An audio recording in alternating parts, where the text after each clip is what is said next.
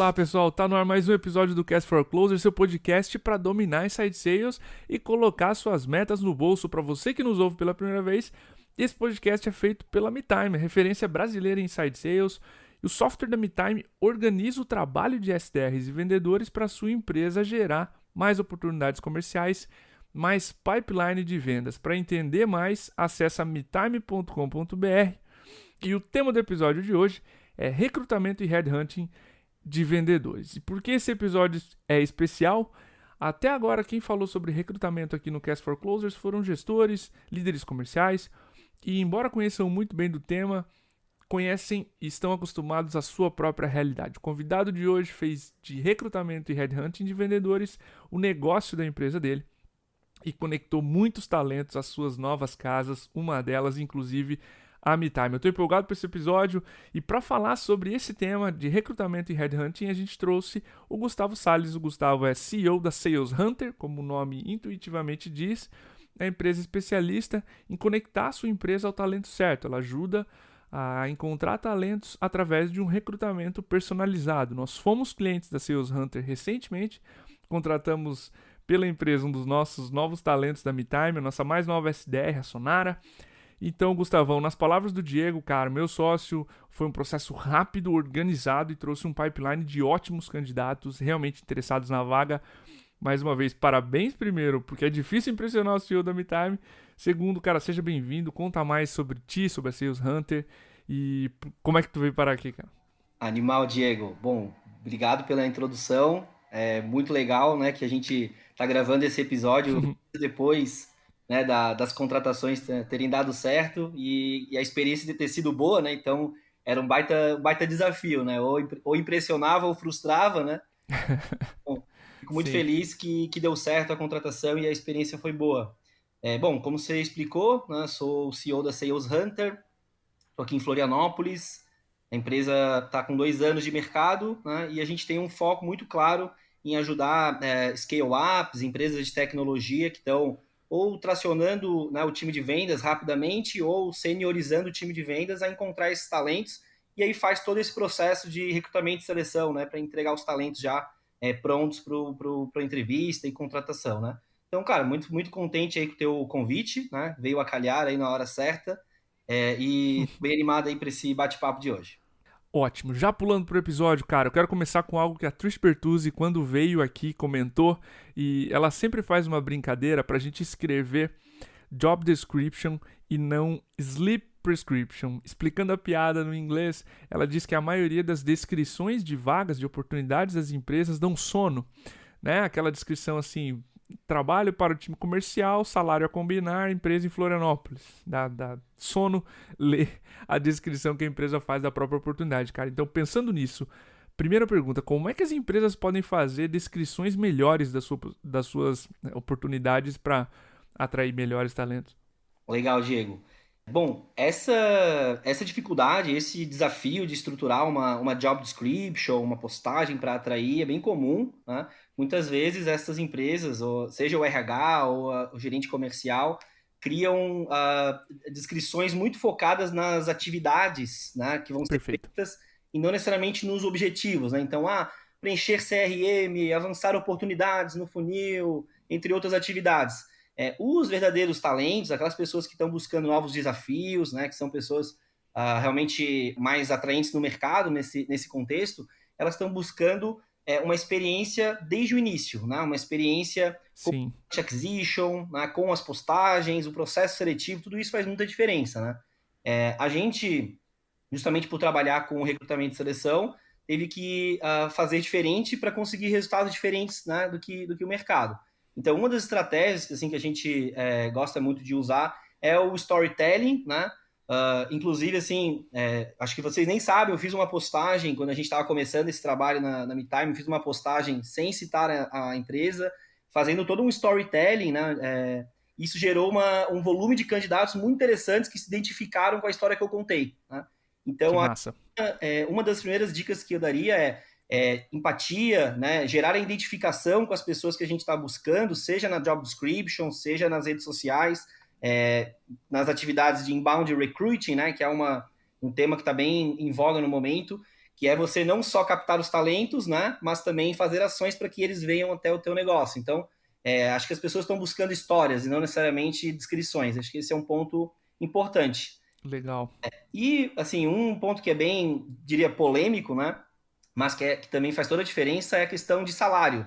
É claro que, assim, as empresas, em muitos casos, elas não querem ou não podem divulgar os salários direto, né, na job ou no post, mas quando isso é possível, faz uma grande diferença, né? Porque você já alinha expectativa antes e as pessoas que muitas vezes deixam de chegar até o processo seletivo por terem dúvidas sobre a parte financeira, elas já chegam mais prontas. Então, se você puder, fale o salário, porque sem dúvida isso vai atrair mais as pessoas certas, né? Putz, animal as dicas. A gente falou sobre storytelling aqui com o Caio A. Freitas. Um abraço pro Caio A se você estiver ouvindo. Esse é um tema poderosíssimo, né, Gustavo?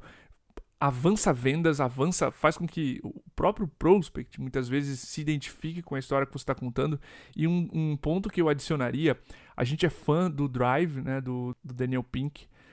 E no livro ele diz que a nossa geração está buscando, esse é um ponto que eu comentei em alguns episódios já, tá? Maestria, autonomia e propósito.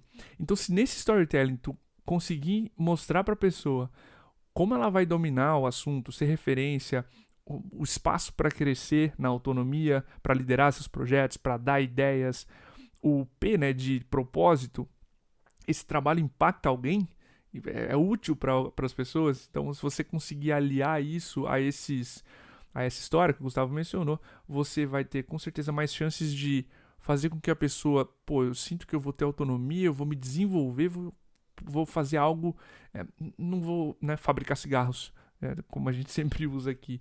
Eu vou fazer algo bom pro mundo. Então, as pessoas estão buscando mais também esse propósito, né, de não tô entrando em qualquer lugar, mas enfim, acho que eu adicionaria esses 3 pontos aqui para dar um pouco mais de pimenta nessa história.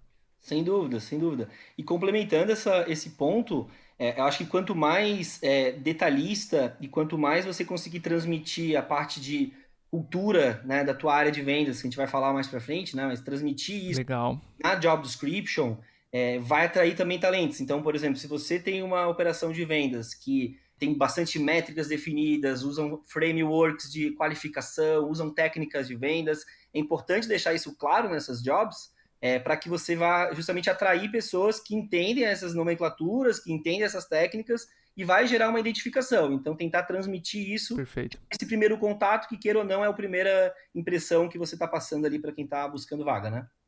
Legal. Gustavão, me veio uma ideia aqui. A gente deixa o link, então, desse seu post no LinkedIn na descrição do podcast para vocês entenderem um pouco de como o Gustavo construiu essa né, narrativa para expor a vaga da MeTime. Pode ser?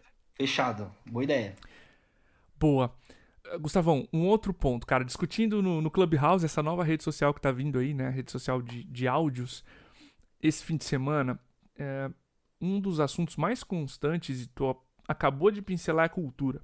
E se a gente está falando de um time já formado e o negócio da Sales Hunter é conectar as pontas, o que você tem visto como fatores de sucesso no alinhamento cultural entre vendedor e o time comercial que ele está entrando? Legal. Diego, esse ponto ele tem sido mais crítico ainda nessa época de pandemia. Sim, sim. Tem um contato pessoal, parece que as diferenças culturais elas têm aparecido mais rápido, né? E isso tem sido um risco, né? Que gera uma preocupação maior, não só com a contratação, mas com o onboarding, né? Para fazer esse fit cultural ele se aplicar na prática. Entendendo, né? Que a gente não está podendo visitar, né? E está trabalhando presencialmente em muitos dos casos, né? Eu acho que durante o processo seletivo isso já tem que ser averiguado, né? Então, entender bem os processos de venda, eu acho que até faz parte, né, da curiosidade de um vendedor que está num processo seletivo, querer entender aonde que ele vai pisar, né, para saber se ele vai conseguir Perfeito. vender, né? Então já fica até de dica para quem está ouvindo a gente aí sobre o que perguntar e como se comportar nesse processo, né? Entender os processos de venda, né, se há uma operação inbound ou uma operação outbound, se tem que, né, ter um perfil mais hunter ou se vai ter um perfil de organização maior de leads inbound, então perguntar isso, perguntar o stack de vendas, né? Se usa MeTime, se usa ferramenta de listas, né? E como que faz esse processo, esse workflow, perguntar isso, entender quais são as métricas. Isso é uma pergunta que não tem nada a ver com, por exemplo, assim, porque é vaga de gestão. Não, um vendedor que vai entrar numa operação, ele sabe que vai ser cobrado por resultado, né, por vendas. Mas, né, uma Uhum. organizada de inside sales, elas têm outros marcos, outros KPIs. Então, entender se aqueles KPIs fazem sentido para o seu estilo de trabalho, para o seu formato. Será que eu foco mais em deals de ticket mais alto, ciclo mais longo? Eu gosto mais desse perfil de venda? Ou eu estou acostumado, né, em ser cobrado por volume de oportunidades, volume de agendamentos, todas essas coisas, né? E entender se isso faz sentido para a tua realidade, né? E também a rotina de gestão, né? Acho que alinhar bem, né, esses pontos aí entre o gestor e o vendedor durante o processo, por exemplo, como são, né, os one-on-ones, qual que é a rotina de apresentação de resultados, a rotina de metas, como que isso vai ser feito, e entender se a pessoa está acostumada e ela tem perfil para isso. Acho que esse é um ponto importante. Outra coisa que eu acho bem importante é tentar investigar, e também isso passa por curiosidade, sobre a cultura da equipe, não só da empresa e do gestor da área, né? Então, entender como tem sido a performance desses profissionais, né? A disciplina, né? Como que é a rotina desse profissional, se é uma rotina de ter demos às 8 horas da manhã, ou se é uma rotina flexível que você faz sua agenda, se faz sentido para a tua vida pessoal. Investigar o perfil das pessoas que estão naquela empresa, né? Então, isso dos dois lados, né? Tanto a empresa olhando para o vendedor para ver se ela tem fit com a vaga, quanto o vendedor olhar para a empresa e entender Exato. as pessoas que estão lá efetivamente têm esse fit, né? E momento de carreira, motivação, então a dica seria sempre que você está num processo para a gente identificar esse fit cultural, o ideal seria que os vendedores falassem com outras pessoas da equipe para pegar pontos fortes, pontos fracos, né, e não chegar com surpresa. Eu até recomendo isso no meu processo seletivo Legal. para recrutamento e seleção. Eu falo, olha, a gente tem, né, uma rotina dura, né, você tem que falar com muita gente, etc. Tem imprevistos. Eu vou te dizer uma coisa, eu sou o CEO da empresa, vou vender a minha empresa via vaga. Acho que o ideal é você falar com outros headhunters da minha equipe para pegar um feedback de quem vai estar na mesma função. Né? Então, acho que isso é interessante até para o gestor fazer isso como uma etapa, né? Colocar o time dele para conversar. Se ele não tem nada a esconder, só tem a agregar o valor. Ótimo. E enquanto tu respondia, eu fiquei pensando, essas dicas dá para aplicar tanto para o vendedor quanto para a empresa? E adorei a forma como tu respondeu, porque ambos podem analisar esse fit cultural, tanto a empresa para o vendedor e o vendedor para a empresa. E essa segunda parte, Gustavão, é muito menos intuitiva. A gente vê o vendedor, ou qualquer profissional, na verdade, distribuindo currículos, muitas vezes com uma postura passiva. Mas é onde você vai passar seus próximos 2, 3 anos, se tudo correr bem, né? Ou mais, às vezes. Então, fazer esse mergulho no que é a operação, pedir para conversar com.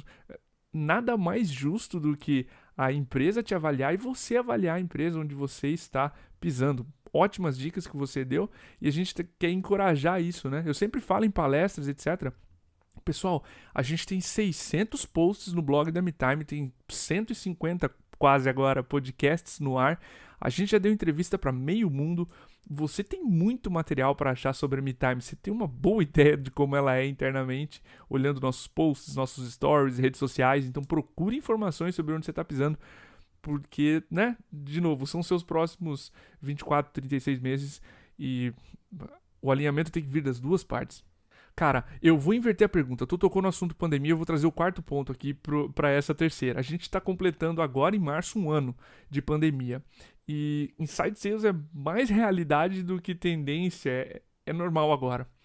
Nós tivemos uma massa de profissionais, Gustavo, e eu falei com inúmeros times, tá? Tanto de prospect quanto de clientes que queriam ajuda, que queriam uma injeção de motivação, etc.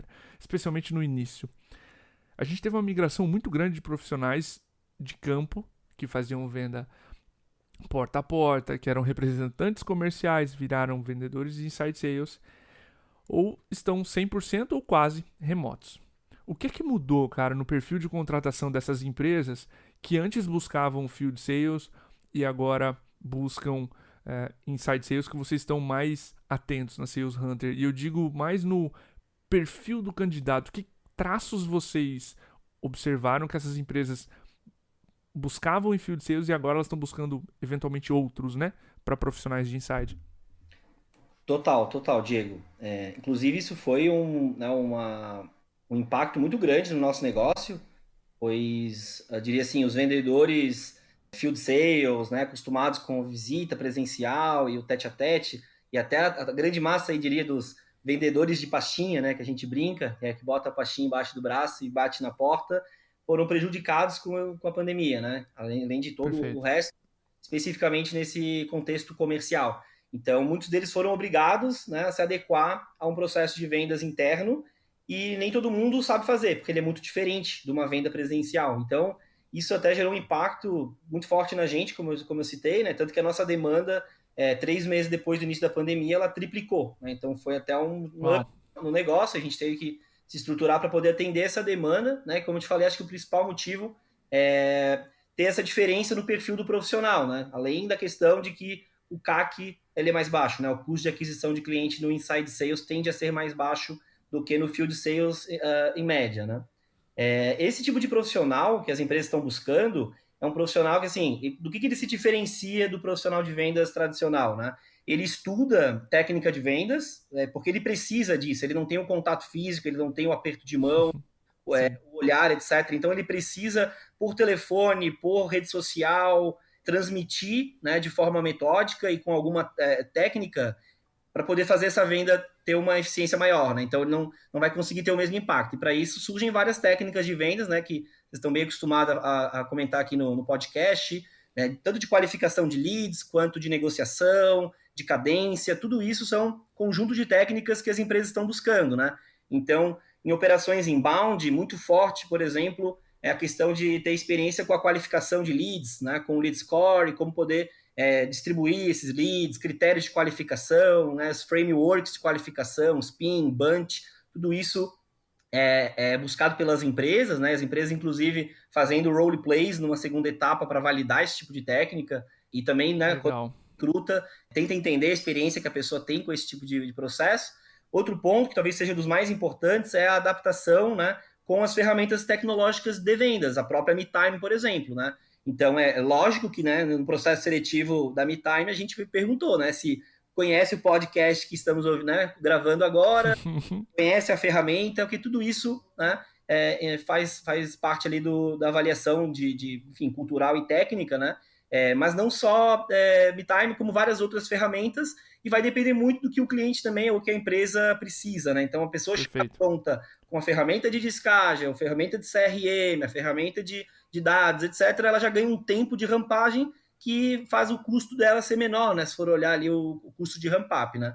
Então, todos esses pontos são importantes, além de conhecer métricas, né, e etapas do funil. Então, muitas vezes, né, o field sales ele não tem tantas métricas, né, quanto o inside sales, e o profissional, tanto o vendedor sênior, né, que sabe quantas calls ele tem que fazer, quantas propostas ele tem que enviar, faz forecast, quanto um gestor, né, o gestor principalmente, né, não tem muito costume Perfeito. tanto esse perfil de métrica, e no inside sales o profissional é bem diferente. Tá? Acho que esses são além das soft skills, né, Diego, de poder ter a resiliência, né, e todo o trabalho de Uhum. telefone, que também é bem diferente aí o timbre da voz, etc, acaba sendo um diferencial grande até no processo de vendas por telefone, né?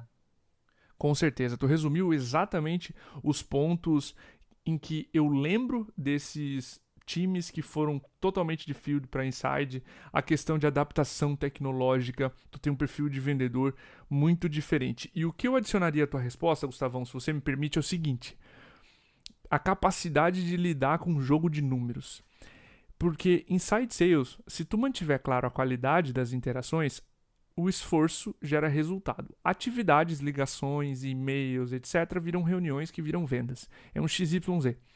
Você tem taxas no meio, cada uma das empresas tem sua matemática, mas esforço, normalmente, com processo maduro, vira resultado. O vendedor field sales está acostumado a documentar, eventualmente, tá? Padrão, não vamos generalizar, mas via de regra, entre um deslocamento e outro, preenche menos o CRM, lida menos com esse jogo de números, com toda a metrificação que existe em inside sales. E esse choque é brutal, tá? Nas conversas que eu tive com prospects e clientes, esse choque do vendedor de não estar mais visitando E ter que lidar com tantos softwares e tantos números foi brutal. A gente ainda tem em alguns negócios a cultura de que, pô, o que o vendedor está fazendo dentro da empresa, né? Não está vendendo se está aqui dentro, vai para a rua. A gente tinha isso muito antes da pandemia, que o vendedor não podia estar dentro da empresa preenchendo CRM que não estava trabalhando. Já ouvi isso, tá? De clientes. E agora, com esse cenário de pandemia, tudo que ele pode fazer é ficar em casa e ainda assim render. Então, a capacidade de acreditar no método que atividades vão levar a reuniões, que vão levar a vendas, quem mais resistiu a essa ideia mais patinou. Tá? Então, se você está fazendo essa migração ainda, essa é uma dica. Né? Cuide bem dessa adaptação a Inside Sales. Eu quero trazer o terceiro ponto que eu acabei pulando porque a gente tocou no assunto de pandemia. Outras discussões, né, quando a gente aprofunda em cultura, que era o segundo ponto, é performance. Vendas talvez seja uma das áreas mais metrificadas, vendas e o financeiro, historicamente, de uma empresa. A gente tem que saber quanto está vendendo, quanto está faturando, e performance é algo não negociável. Né? Se o time de vendas para, não tem nem cliente para atender, para onboardar, para enfim, não tem razão da empresa seguir. A gente precisa resolver vendas. Que características tu tem visto nos vendedores selecionados que mostram que provavelmente vai ser um top performer? Legal. Diego, para responder essa pergunta, eu vou fazer um paralelo lá no começo da apresentação que tu fez, né? Uma coisa é a visão como gerente de vendas, contratando um vendedor. A outra coisa é como recrutador, recrutando para diferentes empresas, né? Vou tocar nesse Sim. ponto, eu acho que esse é um ponto sensível, talvez até tabu em alguns casos, mas acho que é legal falar, né? Primeiro, não necessariamente um vendedor que foi top performer numa empresa será na outra, e não necessariamente um vendedor que não performou numa empresa não pode performar na outra. Né? Claro que existem Legal. tendências, existem padrões, né? E essa análise ela precisa ser com base numa soma de fatores, né? De hard skills, soft skills, momento de carreira e alinhamento financeiro, etc. Mas isso não é uma resposta, eu diria assim, que esse cara precisa vir de um ambiente top performer. E eu vou entrar até um pouco mais nesse detalhe. Como gerente de vendas, sempre busquei, cara, eu quero o melhor vendedor possível que eu conseguir contratar nesse budget e em resultado. Beleza, tá certo. Como recrutador, eu tenho uma visão um pouco diferente. Por exemplo, como que eu vou apresentar, vamos supor, um super high performer, acostumado a uma operação com muitos leads, com muita comissão, com uma estrutura de capacitação em vendas contínua para uma empresa early stage, por exemplo, ou para uma empresa que está no início dessa operação de comercial e ainda não consegue absorver esse top performer. Né? Então, eu queria essa discussão, essa provocação aqui, porque é um dos erros mais comuns que eu vejo nesse processo de recrutamento. Né? Às vezes a empresa quer trazer um talento porque ela, empresa XYZ ou esse resultado, mas ela não está pronta ainda para trazer esse talento. Então, selecionar esse vendedor, né, esse top performer, tem que ser um conjunto de fatores, né? Eu vou falar do lado do recrutamento, né, da etapa de trazer esse candidato para a mesa, o que eu considero assim como coisas mais importantes, né?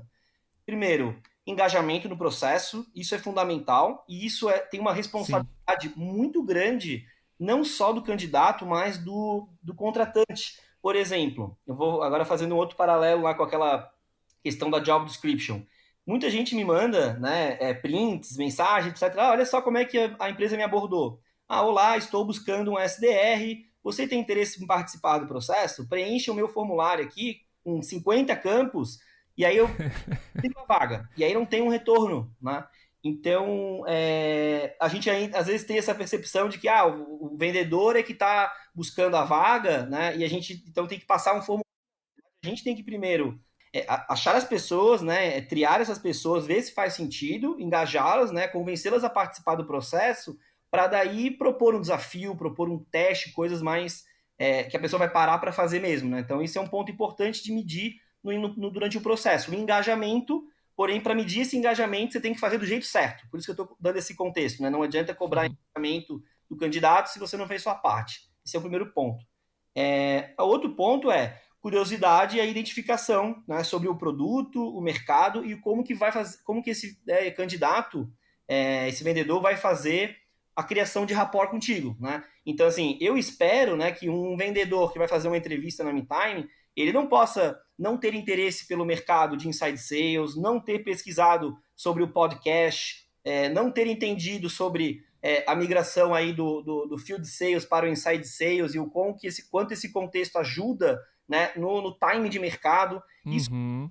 né, são dúvidas e curiosidades de quem sabe o que está fazendo. Né? Então, a gente identifica isso nesse processo seletivo o máximo possível para tentar com que esse vendedor tenha o contexto ideal. Né? E ele criar o rapport. Não adianta fazer as pesquisas, chegar na entrevista e permitir, por exemplo, que o empregador conduza e você não fale. Você tem que falar. Se ele não estiver deixando falar, você fala. Você, né, olha só, aproveitando Uhum. esse rapport assim, é muito importante mostrar que você fez isso. Né?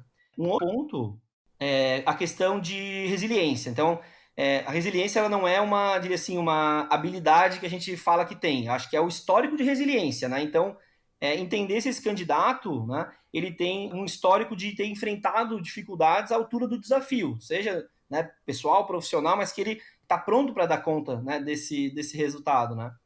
Coloco também um outro ponto que eu acho que é importante, que é a ambição, né? É muito comum a gente ver assim, profissionais que têm, sei lá, 6 meses de experiência, 12 meses de experiência, já virem dizer assim, não, porque agora eu já quero ser líder, eu já quero ser promovido, eu já não sirvo mais para ser... Não é bem assim, né? Eu acho que o vendedor precisa ter pé no chão e precisa ter consistência, mas é importante ter ambição. A gente não quer um vendedor que se acomoda com um salário fixo, a gente quer um vendedor que Perfeito.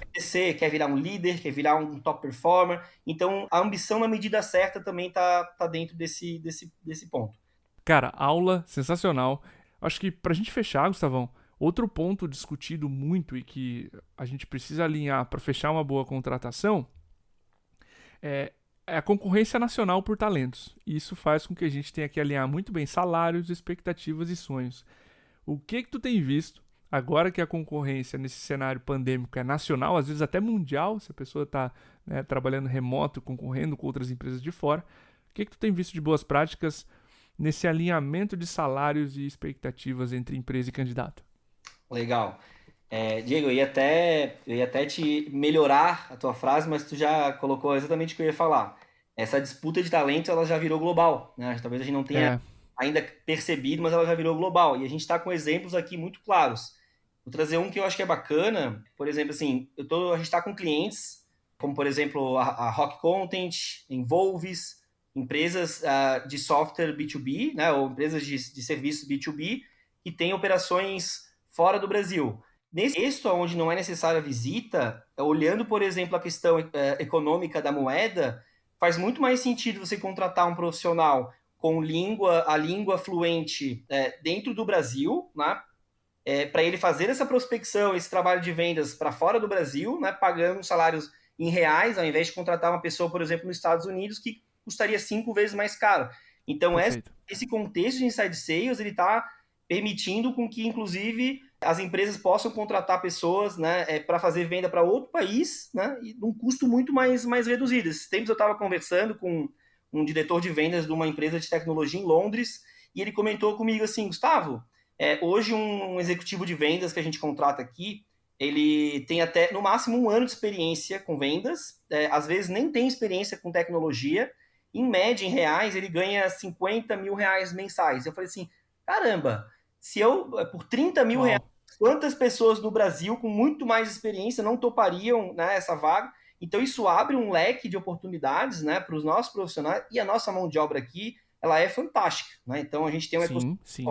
Então, eu queria te dar esse contexto aí. E essa semana também, um caso engraçado aconteceu ontem. A gente trouxe né, a gente tem recrutadores espalhados aí nível Brasil, né? E aí um deles a gente contratou no Sergipe e a gente fechou uma contratação essa semana de uma pessoa que está em Salvador para uma empresa em Floripa. Então, uma empresa de Uau. Floripa contratou uma outra empresa de Floripa e aí uma mão de obra no Sergipe recrutou uma pessoa em Salvador com uma empresa de Floripa. Eu olhei e falei, cara, isso aqui realmente é uma quebra de paradigma, né? Então, só para fechar, Incrível. que eu acho que é bacana esse tema, isso abriu muito leque, né? E permitiu até uma carta de negociação e de flexibilização muito boa para todo mundo nesse contexto, né?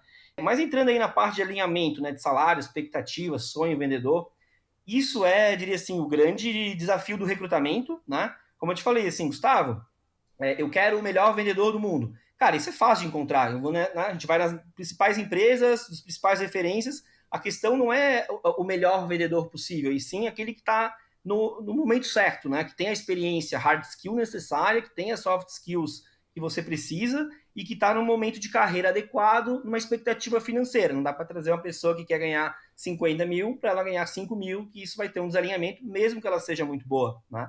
Então, eu diria assim, existe uma tríade, né? Que é o meu processo de recrutamento, por exemplo. Eu vou olhar, cara, essa pessoa, ela está disposta a fazer um ciclo de 1, 2 anos como vendedora, ela topa ganhar isso no curto prazo como expectativa e isso no longo prazo, até porque questão de remuneração variável, acho que cabe aí um outro bate-papo para falar, mas a remuneração variável, ela você pode passar uma expectativa de remuneração variável para alguém se você tem um histórico, né? Se tem pessoas recebendo, ou se você já tem uma atração, porque eu vejo empresas que falam assim, venha trabalhar na nossa empresa, o nosso fixo é baixo, mas a nossa comissão é muito agressiva.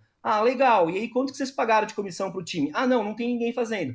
Mas já tem lead? Não, Cara, então você não tem uma remuneração variável agressiva, você tem um fixo baixo e se der muito boa, você divide. E uma promessa. A promessa, né? Então isso é uma coisa que acaba gerando um desalinhamento de expectativa muito grande, né, entre empresa e vendedor, e é comum que o empreendedor, o recrutador, ele tente brilhar o olho do candidato, afinal ele está ali para trazer a pessoa, né?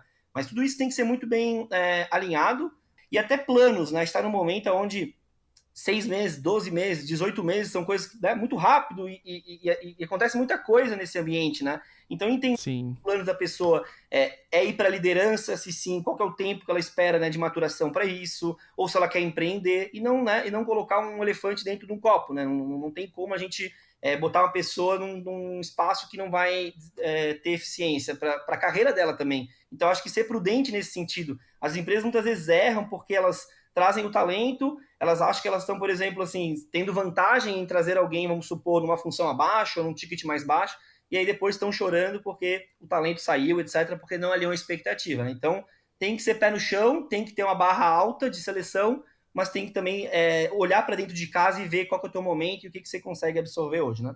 Perfeito, perfeito. O que você consegue entregar, esse ponto de histórico, para mim é fantástico, porque senão tu já cria uma expectativa de entrada, o vendedor é ambicioso, via de regra, vai querer buscar esse número e ninguém fez. E aí Exatamente. fica algo desbalanceado. Gustavão, só posso te agradecer, cara. Foi uma aula. Tu realmente trouxe aspectos de várias operações, então essa visão holística sobre recrutamento, visão do que está acontecendo no mercado, de quem está na prática, como eu comentei no início, teu ganha-pão da tua empresa é recrutamento, então essa visão de todo seria muito importante aqui. Eu acho que tu conseguiu trazer com muita lucidez esses cenários, tocar em pontos polêmicos, onde o recrutador eventualmente não quer mexer, tipo, você precisa contar a história melhor da sua empresa, você precisa vender, engajar também no processo, né? Você não o candidato não vai chover na tua empresa só porque existe uma vaga aberta. Só posso te agradecer mais uma vez, cara, fica à vontade para deixar um contato, deixar um abraço aqui para a audiência, enfim, o espaço é seu. Bom, te agradeço também por esse convite. Confesso que esperava esse convite já há algum tempo, então achei que chegou na hora com a contratação e, puta, tua introdução, né, dando um feedback positivo sobre a contratação foi sensacional. Te agradeço muito por isso, pela oportunidade. Estou à disposição, né, para o pessoal. Acho que já ficou claro o que eu faço, né? Nem preciso vender o peixe aí, mas convidar também não só as empresas, mas os vendedores, a galera que está ouvindo, né, e que está querendo evoluir na carreira, né, ou está buscando recolocação, entrar em contato com a gente, né, que a gente está com mais de 50 vagas abertas, então tem vaga aí para tudo que é tipo, tudo que é salário, fica à vontade aí para a gente trabalhar juntos. Então, um abração aí para a audiência, obrigado, Diego. Show de bola, para você que ouviu até agora, um abraço e até o próximo episódio.